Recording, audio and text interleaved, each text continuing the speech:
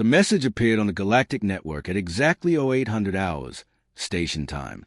It glowed blue on 1,000 different screens across 100 different worlds. Most people scrolled past it without a second thought, but a few stopped to read the strange request. Seeking human consultant. Must know stories of Sol 3 before the Great Silence. Will pay with 5 solar cycles of service or equivalent precious metals. Contact T-Min of the Drakvari Conclave. T-Min sat in his chamber, watching the view counter on his posting climb slowly upward. His tail curled nervously around his haunches. Dragons were not supposed to feel nervous. They were supposed to be confident, measured, certain of their place in the universe. But T-Min was young, and young dragons sometimes forgot to act like their elders expected. The chamber door hissed open. T-Min's scales prickled with awareness before he even turned around. He knew that presence, that particular weight in the air. "Mother," he said, dipping his head in respect. Hiram entered the chamber with the grace of centuries. Her scales shimmered deep crimson, marked with patterns of gold that spoke of her age and wisdom. Where T-Min's horns were still growing, haze swept back in elegant curves. Where his wings sometimes fumbled when folded, haze lay perfectly against the back. "I saw your posting," Hiram said. Her voice carried the warmth of magma beneath stone. "The entire conclave has seen your posting." T-Min's heart sank. "I can explain." "Please do." Hiram settled onto her haunches, tail wrapping neatly around her claws. "Explain to me why my son seeks stories instead of knowledge. Why he wishes to waste precious metals on fairy tales told by the humans." "They are not fairy tales," T-Min said quickly. They are something else. Something important." "Important?" Hiram tilted her head, a gesture that made T-Min feel like a hatchling again. "We have collected all the important data from human civilization. Medical records, scientific discoveries, engineering specifications, historical timelines. What could stories possibly add to this?" T-Min had prepared for this question. He had spent months preparing for this exact moment. Yet now, facing his mother's ancient eyes, all his careful words scattered like ash and wind. "I don't know," he admitted.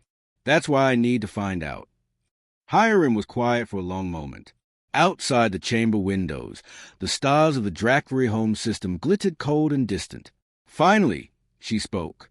"You are young, T-Min. 340 years is nothing to our kind. You have time to waste on curiosities." She rose to her feet. "But do not let this distract you from real learning. The conclave will not look kindly on a dragon who chases shadows." After she left, T-Min returned to his screen. No responses yet. Perhaps no human would answer. Perhaps this entire idea was foolish, just as his mother suggested. Dragons collected facts, verified data, measurable truths. Stories were for species that lived too briefly to record everything properly. But T-Min could not stop thinking about the Great Silence. 200 years ago, Earth's star system had simply vanished. No explosion. No distress call. One moment, long-range sensors showed Sol burning steadily in its region of space. The next moment, nothing, just empty void where an entire system should have been. Millions of humans had survived, scattered across colony worlds and space stations throughout the galaxy. But Earth itself was gone. And with it, something else had vanished too. Before the Great Silence, humans had done something remarkable. They had united 4 to 7 different species into the Galactic Coalition. 4 to 7 species, each with their own languages, their own customs, their own ways of thinking. The Drakvari had never managed such a feat, neither had the Antaran hive mind, nor the crystalline Vex, nor any of the other ancient powers. How had the humans done it? What had they known that others did not? T-Min had studied the historical records obsessively. He had read every treaty, every diplomatic exchange, every official document. But the more he read, the less he understood. The facts were there, but the meaning remained hidden. Then one night, he had discovered something in the archived human data. A video file, marked as unimportant cultural content. It showed human children sitting in a circle while an adult told them a story. Just a simple story about animals who learned to work together. Nothing scientific, nothing official, but the children's eyes had glowed with understanding. And later, When T-Min cross-referenced the timeline, those same children had grown up to become the diplomats who founded the Galactic Coalition. The facts were in the documents, but the meaning was in the stories. A chime sounded from his screen. T-Min's head snapped up. A response. Someone had answered his posting. The message was short and wary. I'm human. I know our stories, but I need to know what you really want. Most aliens who seek out humans these days want cheap labor or worse. Why should I trust a dragon? The sender's name was listed as Mirai. No family designation, no clan marking. Just Mirai. Humans had such short names. T-Min thought carefully before responding. He could sense a suspicion in her words. Humans had been treated poorly since Earth's disappearance. Refugees scattered across the galaxy, their home lost, their status uncertain. Many species saw them as broken, as a cautionary tale about reaching too far. I want to understand, T-Min typed slowly. Your species united the galaxy. You achieved what no one else could. But the records don't explain how. I think the answer is in your stories. I will pay fairly. I will sign any contract you wish. I just want to learn. He added his official seal, marking him as a genuine member of the Drakvari Conclave. If Mirai checked his credentials, she would see he was telling the truth. The response took longer this time. T-Min forced himself to remain patient. Dragons were good at patience. They lived for millennia. What were a few minutes? Toyote's 9 station, docking bay 7. In 3 days, Mirai's message finally read. Bring your payment contract. And dragon, if this is some kind of trick, you'll regret it. Humans might be scattered, but we remember how to fight. T-Min felt his scales ripple with something unfamiliar. Excitement, fear, hope, all mixed together in a way that made his carefully ordered dragon mind feel chaotic and alive. He sent his confirmation and began preparing for the journey. Behind him, through the chamber walls, he could hear the whispers of other dragons. Word was spreading through the conclave. T-Min, the curious one. T-Min, who asked strange questions. T-Min, who sought stories instead of facts. Let them whisper, he thought. Soon he would have answers that none of them possessed. 3 days until Toyote's 9 station. 3 days until he met a human face to face. 3 days until he began to understand the mystery that had consumed his thoughts for so long. T-Min looked out at the stars and wondered what stories they held. Toyote's 9 station hung in space like a metal flower, its docking arms reaching out toward the void. T-Min arrived exactly on time, as dragons always did. His ship was small by Drakvari standards, but still massive compared to the human vessels clustered around the station like insects. Docking Bay 7 was on the outer ring, far from the station's wealthy core. The area smelled of recycled air and old metal. T-Min folded his wings tight against his body as he moved through the corridor. Even in his natural form, he barely fit. His horn scraped the ceiling with every step. The ship called the Dandelion Seed was smaller than T-Min had expected. Much smaller. A cargo hauler, warm but well-maintained. Scorch marks along the hull spoke of hard travel through dangerous space. The name was painted in fading letters near the airlock. A woman stood in the open airlock doorway. She was short, even for a human. Her black hair was pulled back in a practical knot. Her clothes were working gear, stained with engine grease. Her eyes were dark and sharp, studying T-Min the way he might study a star chart. You're bigger than I expected, Mirai said. You're smaller, T-Min replied, then word that sounded rude. I mean, I have only seen humans on screens before. Most aliens say that. Mirai crossed her arms. You brought the contract. T-Min produced a datapad, holding it carefully between 2 claws. The device looked like a toy in his grip. 5 solar cycles of service. I can calculate gravitational fields, navigate hazardous space, or provide protection. Whatever work you need. In exchange, you tell me stories about Earth. Mirai took the pad and read through it carefully. T-Min watched her face, trying to read human expressions. Dragons showed emotion through scale, color, and tail position. Humans were harder to understand. This is generous, Mirai said finally. Too generous. What's the catch? No catch, T-Min said. I truly want to learn. Why? Mirai's eyes narrowed. Why do you care about human stories? Your kind has all our historical data already. You have our science, our records, everything we left behind. Teeman considered his words carefully. You united 4 to 7 species. No one else has done this. I have read all the official records, but they do not explain how you did it. I think the answer is in your stories. Mireille was quiet for a long moment. Then she laughed, a short, sharp sound. You think our fairy tales are secret diplomatic weapons. I think they are something you value, which means they have value, Teeman said. Will you accept the contract? Mireille looked at him, then at her ship, then back at him. You won't fit inside.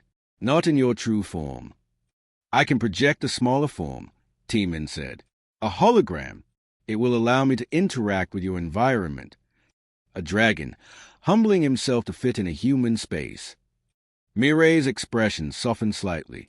All right, I accept, but we do this my way. On my ship, following my rules. Agreed. Agreed.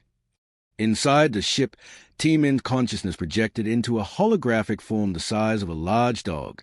It felt strange, disorienting, like wearing clothes that did not fit properly. His real body remained outside, resting in a meditation state. But this smaller version could move through the human spaces, could sit and listen. The ship's interior was cramped and cluttered. Spare parts hung from magnetic strips. Food containers were strapped to every available surface. A small sleeping pod was wedged in one corner. This was not just Mireille's ship. This was her entire home. We have a cargo run to make, Mireille said, settling into the pilot's seat. Takes 3 days. During the journey, I'll tell you stories. But you work for your keep. I need gravitational calculations for a tricky jump through the Cressian asteroid field. I can do that, Teeman said. The ship detached from the station with a shudder. Teeman's larger body, connected to his holographic form, began calculating the necessary trajectories. His mind split between 2 tasks easily. Dragons were good at such things. So, Mireille said as the stars stretched past a viewport, you want us stories. What kind? We have thousands of them. Start with anything, Teeman said. I want to understand how they work. Mireille thought for a moment, then began to speak. She told him the story of the turtle and the rabbit, a race between a slow creature and a fast one. The rabbit, confident in his speed, stopped to rest. The turtle, slow but steady, kept moving and won the race. Teeman listened carefully. When she finished, he was confused. But this is not possible, he said. A rabbit is faster than a turtle. The rabbit would win. That's not the point, Mireille said. Then what is the point? The point is that being fast doesn't matter if you don't keep trying. Steady effort beats quick bursts of energy. Mireille glanced at him. It's not about the facts. It's about the lesson. Teeman processed this. Dragons learn through observation and measurement. They recorded what happened and analyzed it. But this story was not about what happened. It was about what it meant. Tell me another, he said. Over the next hours, as the ship traveled through empty space, Mireille told him more stories. She told him about Hong Gildong, a hero who fought injustice despite his low birth. She told him about the sun and the moon and how they came to be in the sky. She told him about the woodcutter and the fairy, about choices and consequences. None of them was strictly true. All of them taught something. Teeman began to understand. Human stories were not recordings of events. They were compressed packets of meaning, designed to transmit complex ideas in simple forms. A child could understand the story of the turtle and rabbit, but the lesson would grow with them, becoming deeper as they aged. Your turn to work, Mireille said, interrupting his thoughts.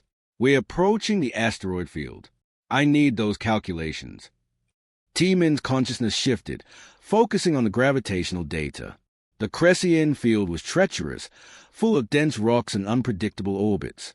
Most pilots avoided it, but Mireille was not most pilots. He calculated trajectories, predicted movements, found the safe paths through the chaos. He fed the data to Mireille's navigation system in real time. Good, Mireille muttered, her hands moving over the controls. Very good. Keep it coming. The ship danced through the asteroid field like a leaf on wind. Mireille's piloting was extraordinary, using every bit of data Teeman provided. Rocks the size of mountains tumbled past them. Once, a fragment struck the shields, but held. When they emerged on the far side, Mireille let out a long breath. Nice work, Dragon. That would have taken me 2 extra days to go around. You are an excellent pilot, T-Min said. Had to be. Space doesn't forgive mistakes. Mireille stood and stretched. Hungry? She prepared food, simple rations heated in a small unit. T-Min's holographic form could not eat, but he watched her careful movements. Everything on the ship had its place.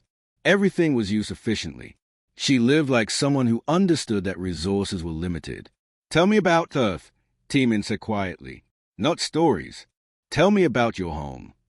Mireille's hand stopped moving. For a long moment, she did not speak. I was 8 when we left, she said finally. My family got spots on a colony ship. We were supposed to come back. It was just supposed to be 10 years on the New World, then back to visit. Her voice went flat. 6 months after we left, Earth vanished. Just gone.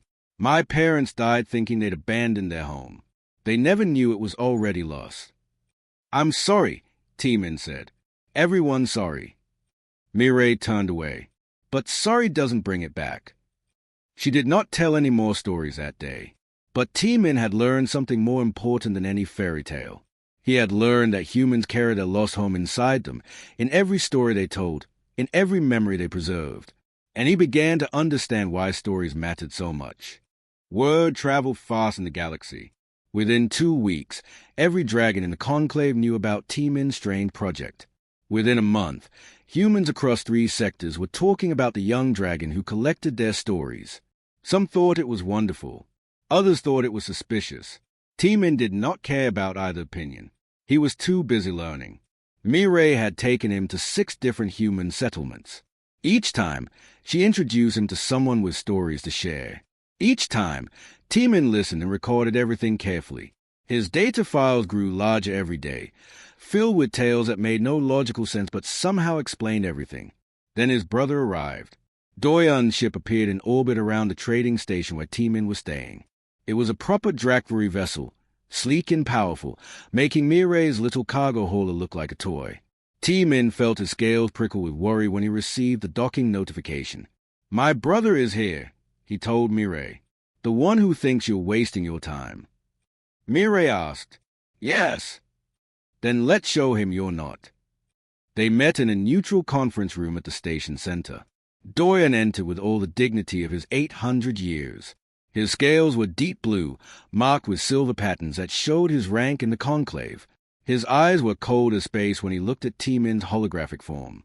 Brother, Doyen said, you shrink yourself to fit in human spaces now. It is practical, T-Min replied calmly. Doyen's gaze shifted to Mireille. And you are the human taking advantage of my brother's curiosity. I'm the human honoring a fair contract, Mireille said.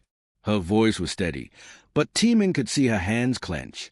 Your brother offered payment. I'm providing a service. Stories. Doyen's tone made the words sound worthless. You fill his head with fairy tales and legends while real knowledge waits to be studied. The conclave sent me to bring him home. I'm not ready to come home, T-Min said. That is not your choice to make. Doyen settled his wings. But I am not unreasonable. The conclave has given me authority to evaluate your work. Prove to me that these stories are valued beyond entertainment. Prove they are worth a dragon's time and attention. If you cannot, you will return with me immediately. T-Min felt his holographic form flicker with distress. He had learned so much, but how could he prove it? How could he make his brother understand something that could not be measured with instruments? I can prove it, Mireille said suddenly. Both dragons turned to look at her. Give me 3 days, she continued. Let me show you what human stories have accomplished. If you're not convinced by then, T-Min comes home. Faye. Doyen considered this. 3 days. But I will judge honestly. Do not expect me to be impressed by sentiment and emotion. I don't expect anything, Mireille said, except for you to pay attention. The first person Mireille brought them to meet was an old man named Jihoon. He lived on a small agricultural station orbiting a red dwarf star. His home was modest, filled with growing plants and the smell of earth. Jihoon was ancient by human standards, his face creased with years, but his eyes were bright and sharp. "You're the dragon who wants to know about stories," Jihoon said, offering Teemin tea even though his holographic form could not drink it. "I have a good one for you." "We are not here for entertainment," Doyeon said. "Then you'll love this story," Jihoon replied, smiling. "It's about first contact with the Antaran hive mind. I was there, part of the first diplomatic team." Teemin leaned forward. The Antaran were one of the galaxy's great mysteries, a species that shared one consciousness across billions of individuals. They thought as one, acted as one. Communication with them had been nearly impossible until humans solved the problem. "How did you do it?" Teemin asked. "We told them a story," Jihoon said. "The Antaran couldn't understand individual consciousness. The idea that each of us was separate, with our own thoughts, was alien to them. They kept trying to find our central mind, our queen or core processor. They couldn't believe we functioned without one." "So what changed?" Doyeon asked, despite himself. "We told them the story of the body." Jihoon's eyes grew distant with memory. An old human tale about how the hand and the foot and the heart all argued about which was most important. Each thought they should rule the body alone. But when they tried to work separately, the body died. Only together, each doing their own task, could the body live.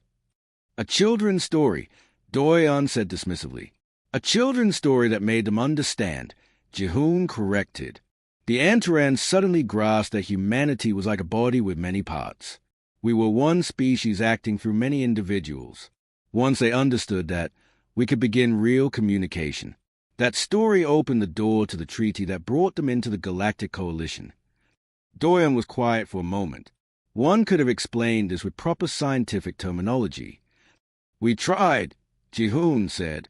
"For 3 months, we tried charts, diagrams, biological explanations. Nothing worked. But a simple story, told in 10 minutes, made them understand completely." The second person they visited was named Sora. She was young, barely 20 in human years. She served in the Galactic Defense Fleet, working on a massive warship that protected the trade routes. "My commander is Vection," Sora explained as they walked through the ship's corridors. "Crystalline species. They think in pure logic, absolute certainty. No room for doubt or intuition. As any military should," Doyeon observed. "Except war isn't logical," Sora said. "Enemies don't follow predictable patterns. During my training at the academy, they taught us strategy through stories, historical battles, but also fictional scenarios. We learned to think like our opponents by imagining their stories, their motivations." She led them to the strategy room where simulation was running. Holographic ships moved through space, engaging in complex maneuvers. "This is a battle of Kerry's Station," Sora said. "A human victory against overwhelming odds. The Vection commanders study it obsessively, trying to understand how we won. Their analysis shows we should have lost. The logic was against us." "Then how did humans win?" Teemin asked. The commander told Hakua's story before the battle. She told them about the 300 Spartans at Thermopylae, ancient human warriors who held a passage against an entire army. She said, "We are Spartans today. The enemy expects us to run. Let's show them what humans do when we fight for home." Sora pulled up the battle records. The crew fought beyond their physical limits. They made decisions that seemed illogical but were actually brilliant. They became the heroes of the story they'd been told. The Vexians still don't understand it. But every human officer in the fleet knows exactly why we won that day. Doyeon studied the data carefully. Teemin could see his brother's tail twitching, a sign of troubled thoughts.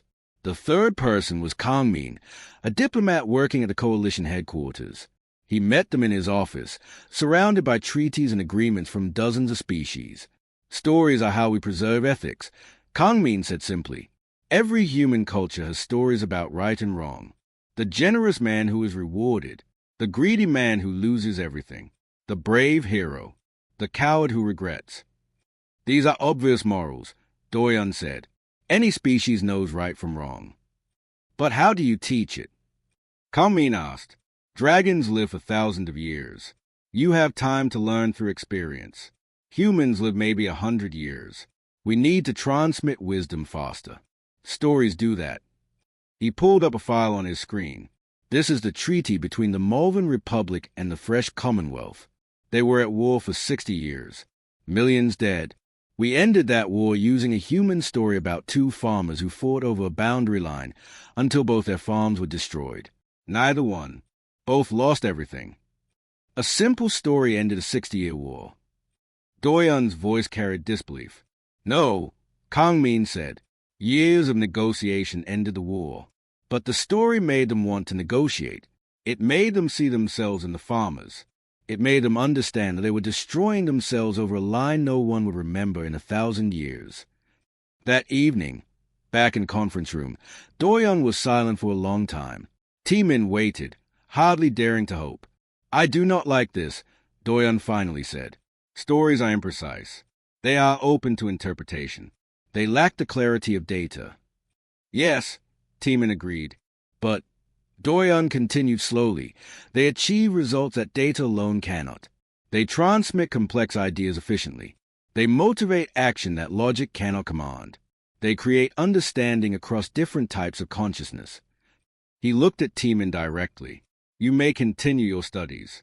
I will report to the conclave that your work has merit. Mireille let out a breath she had been holding. However, Doyun said, and T-Min's hope faltered. I will be staying to observe. If stories have this much power, then perhaps I should learn about them too. For the first time since arriving, Doyun's scale shifted to a warmer shade of blue. Almost friendly. T-Min felt something break open in his chest. His brother believed him. Finally, someone else understood. Mireille had been acting strained for 3 days. T-Min noticed at first in small ways.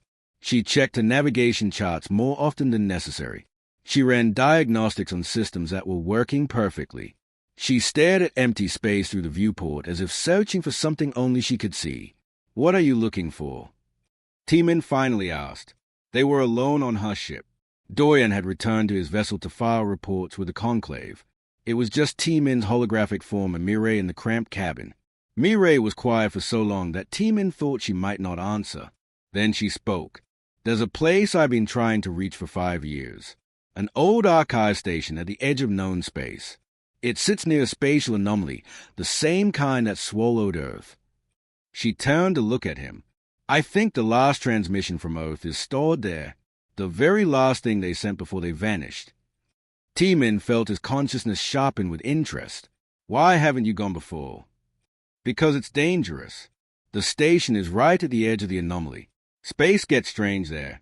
Time doesn't work properly. Most ships that go near it never come back. Mireille's hands clenched. I've been too afraid to try it alone. But now I have a dragon who can calculate impossible trajectories. Maybe we could make it. Does Doyun know about this? No, and I wasn't going to tell him. But I'm telling you. She met his eyes.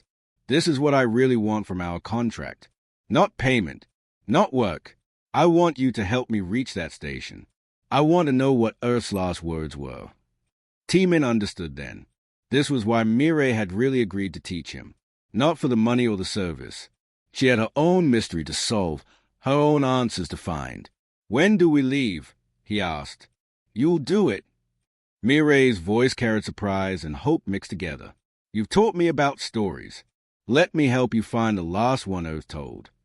Mireille smiled, and for the first time since T-Min had met her, she looked young, unburdened. We leave tomorrow, but first, we need to tell your brother. He'll want to come. Doyun's reaction was exactly what T-Min expected. Absolutely not, the older dragon said. The spatial anomalies are too dangerous. Entire research fleets have been lost trying to study them. The Galactic Coalition has declared the area forbidden. Which means no one will stop us, Mireille said calmly. That is not the point. Doyun's scales darkened with frustration. The point is that you will die. All of you. Maybe, Mireille agreed. But I have to know. I've spent my whole life wondering what happened to Earth.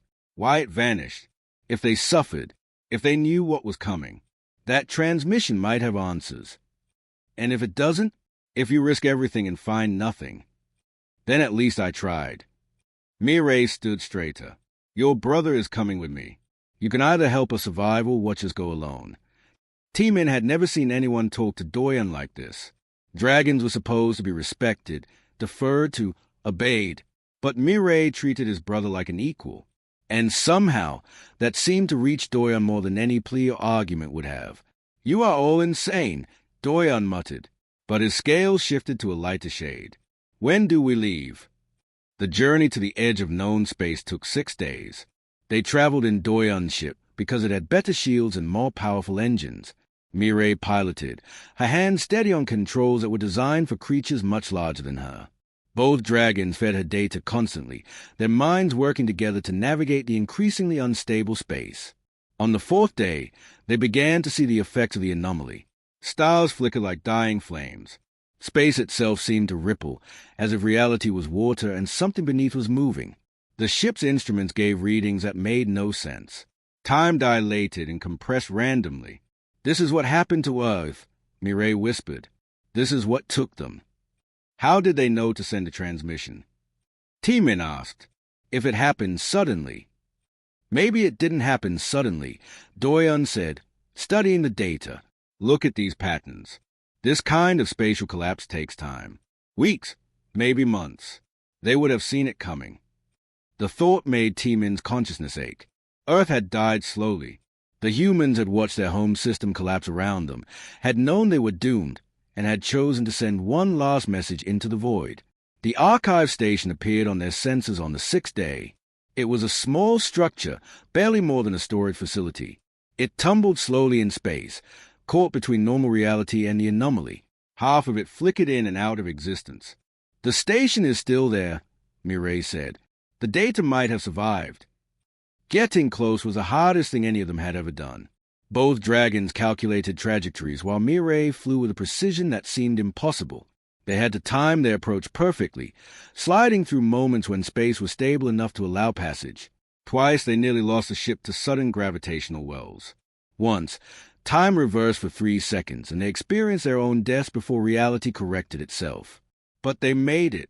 They docked with the station. Inside, emergency lighting cast everything in red. The air was stale but breathable. Mireille moved through the corridors like she was walking through a tomb.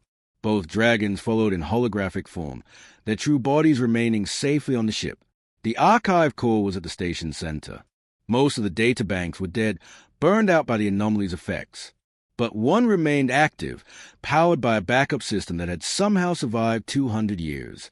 It's here, Mireille said, her voice shaking. The last transmission, timestamp, shows it was sent 3 minutes before Earth disappeared. She activated the playback. A woman appeared in hologram form. She was elderly, her hair white, her face lined with age, but her eyes were calm. Behind her, through a window, space was tearing itself apart. Stars streaked and bent. Reality fractured like broken glass. To anyone who finds this, the woman said, we are about to vanish, and we don't know why. We don't know if we'll survive. But humanity has faced extinction before. We are, all of us, seeds scattered on the wind. Some will land on stone and die. Some will land on fertile ground and flourish. The woman's image flickered as the station's power wavered, but she continued speaking. We tell this story so you'll remember. Even when the parent plant dies, the seeds carry everything forward. Remember Earth, remember home, and tell our stories to the stars. This is the Dandelion Protocol. All human colonies, all survivors, hear this final instruction. Preserve our stories above all else. Technology can be rebuilt. Data can be recovered. But stories, once lost, are gone forever. The transmission included data files. Thousands of them. Not scientific records or technical specifications. Stories, songs, poems, personal histories. Humanity's cultural memory, compressed and preserved. We chose this. The woman said as space collapsed behind her. We're sealing the anomaly inside our system. It threatened to spread, to consume other worlds. We're the lock. We're the sacrifice. Tell our story. Tell them we chose to save the galaxy, even knowing what it would cost us. The transmission ended. The station shook. The anomaly was growing unstable, reaching for them. We have to go, Doyon said urgently.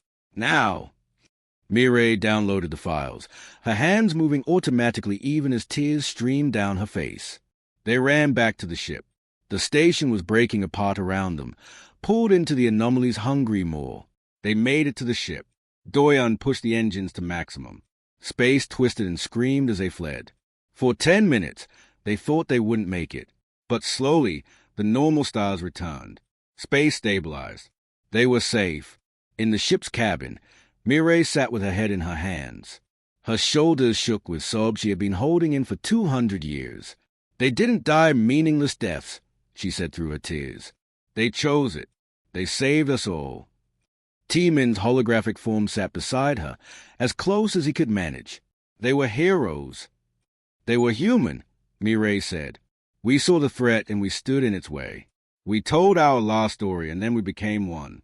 The story of the people who gave everything so others could live. Doyon was silent, his scales shifting through colors that T-Min had never seen before. Finally, he spoke. This changes everything, Doyon said quietly. Earth didn't fall. Earth chose to fall. That is not defeat. That is victory of a kind I never imagined possible. T-Min understood what his brother meant. Dragons valued survival above all. But humans, it seemed, valued something more. They valued the survival of others. They valued meaning. They valued the stories that would outlive them. We have to tell everyone, T-Min said. The whole galaxy needs to know what Earth did. Mireille nodded, wiping her eyes. Yes, that's exactly what we need to do. We need to tell their story. That's what they asked for. That's the last thing they wanted. And T-Min knew that this was why stories mattered. Not because they were true or false, but because they preserved the meaning of things. They turned death into sacrifice. They turned loss into legacy. Earth had told its last story. Now it was time for the galaxy to hear it. The Drakvari conclave chamber was silent. 300 dragons sat in perfect stillness, their scales reflecting the light of 1,000 glowing orbs. They had gathered to hear T-Min's presentation, expecting a young dragon's foolish obsession to be exposed and dismissed. Instead, they heard Earth's final transmission. When the woman's voice faded and her image disappeared, the silence deepened. No dragon moved. No tail twitched. They sat frozen, processing what they had just witnessed. T-Min stood at the center of the chamber, his mother Hiram beside him. Doyon stood on his other side. Both had insisted on being present for this moment. For 200 years, we believed Earth died by accident, T-Min said. His voice carried clearly through the vast space. We thought humans were victims of cosmic misfortune. We were wrong. Earth chose to die. They saw a threat that would consume the galaxy, and they sealed it away inside their own star system. They sacrificed their homeworld to save ours. An elder dragon, scales white with age, spoke. Why did they not ask for help? Why face this threat alone? Because there was no time, Doyon answered. The spatial anomaly was spreading too fast. By the time they understood what was happening, they had only weeks to act. They made a choice. Die alone and save billions, or flee and condemn the galaxy. And they chose to save us, Hiram added softly. Species they barely knew. Worlds they had never visited. They chose to save all of us. Another elder spoke. What does this have to do with stories?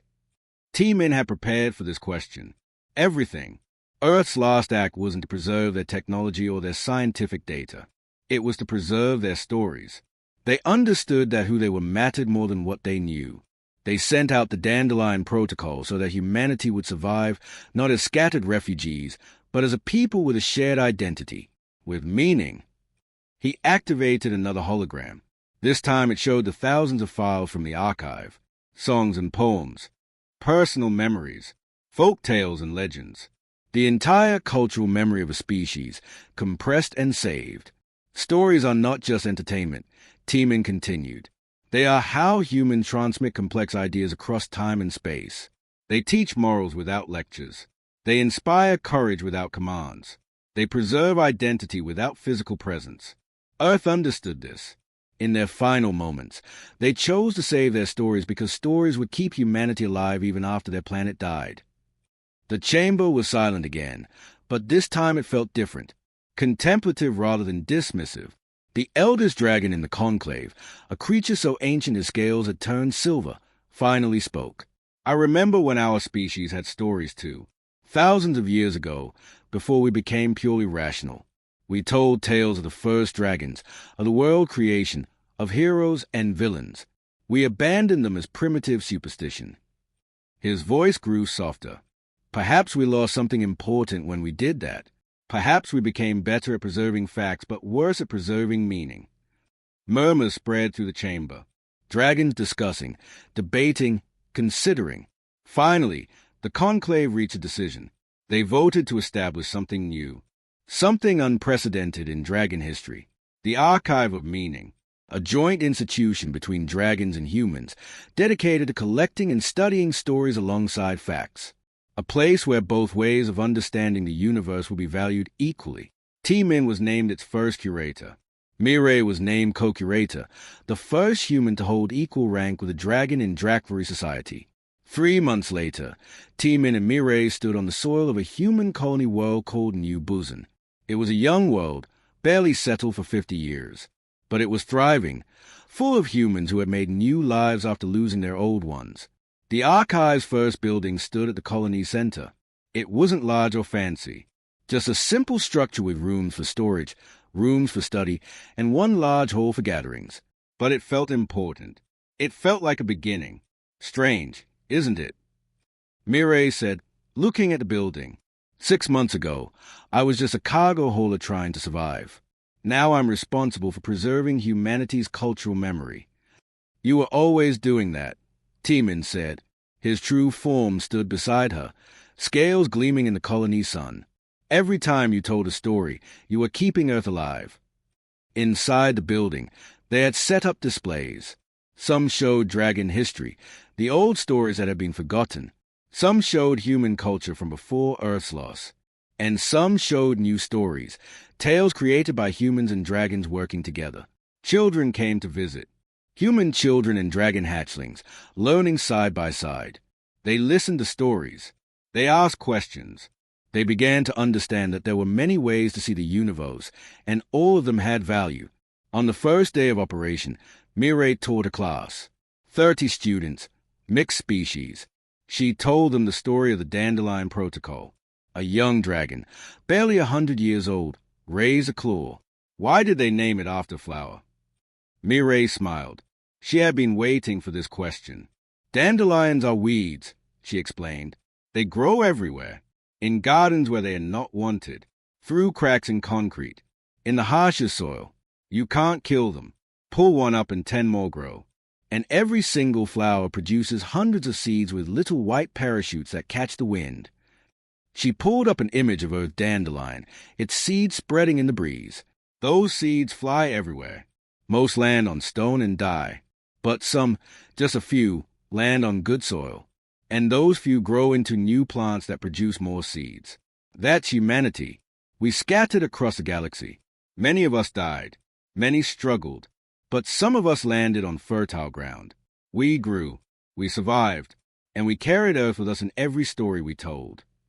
The students sat quietly, absorbing this. Then a human girl spoke up. So we're all dandelion seeds. Yes, Mireille said. Every human is a seed from Earth. We carry the parent plant inside us. Earth didn't die. It transformed. It became millions of seeds spread across the stars. After the class, T-Min and Mireille stood on a hill overlooking the colony. The sun was setting, painting the sky in colors that reminded them both of loss and hope mixed together. Do you think Earth's sacrifice was worth it? T-Min asked. Mireille thought about this carefully. I think Earth made the only choice they could live with. Or die with, I suppose. They saw the threat and they stopped it. That's what humans do. We stand between danger and the innocent. We tell stories about heroes so that when the moment comes, we know how to be heroic ourselves. Dragons would have calculated the odds, T-Min said. We would have looked for the logical solution. And you might have found one, or you might have hesitated too long. Mireille looked at him. But humans don't wait for perfect solutions. We act. Sometimes that kills us. Sometimes that saves everyone. They stood in comfortable silence for a while. Then Mireille spoke again. The Galactic Coalition is debating whether to try to reverse Earth's sacrifice, to break open the seal and bring the system back. What do you think they should do? Teeman asked. Leave it alone, Mireille said firmly. Earth made its choice. We honor that choice by living, by thriving, by spreading across the galaxy like dandelion seeds and making sure their sacrifice meant something. We don't undo what they did. We prove it was worth doing. Teeman understood. This was another human story. The story of respecting sacrifice, of moving forward instead of backward, of turning loss into legacy.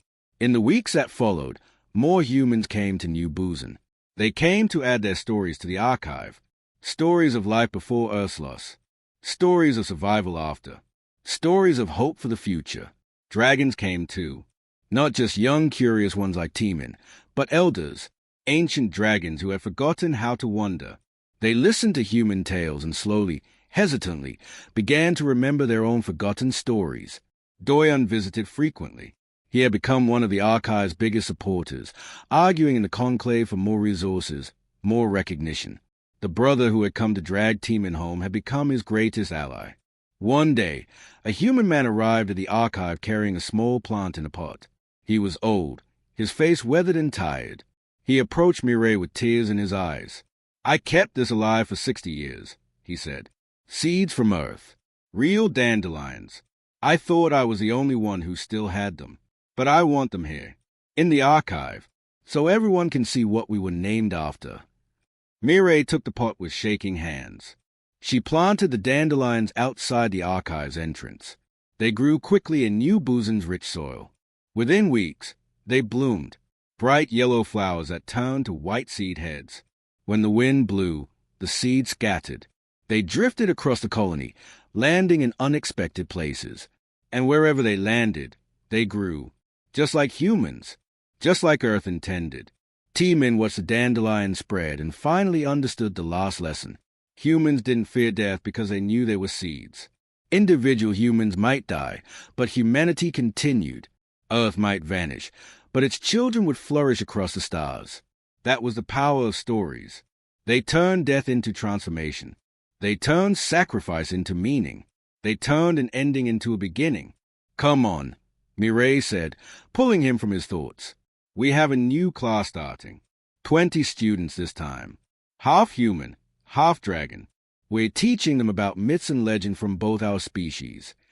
Teeman followed her inside.